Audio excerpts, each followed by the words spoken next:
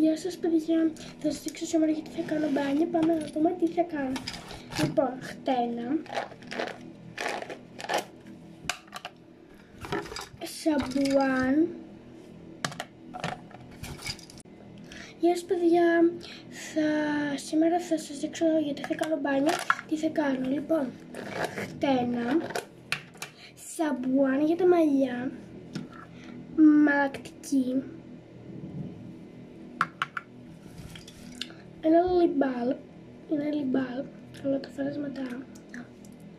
Περιμένετε να σας δείξω χρώμα. Είδατε τι ωραίο χρώμα που είναι, ναι. Ένα λιμπάλ. Τέλεια, το λιμπάλ. Λοιπόν, μετά έφερα αυτά τα δύο τα ρίξω μέσα. Αυτά τα δύο για να τα πιάνω εδώ πέρα το μαλλιά μου, γιατί βάζουμε και σαν στο πρόσωπό μου. Ένα λαστιχάκι και αυτά εδώ πέρα που αυτά είναι για να φτιάξω flex. Την κολόνια μου. Κολόνια. Είναι αγαπημένο παιδιά, κάνω πρώτα να κλώσω και το λίγο. Πού πήγε.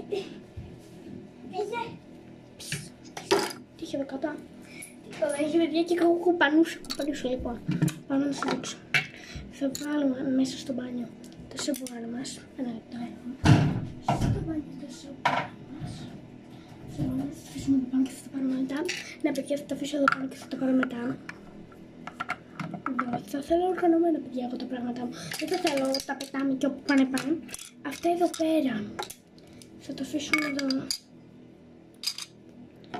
Τα πιτσι. Θα βάλουμε εδώ κάτω, πιτσι. Τι λέω κι εγώ.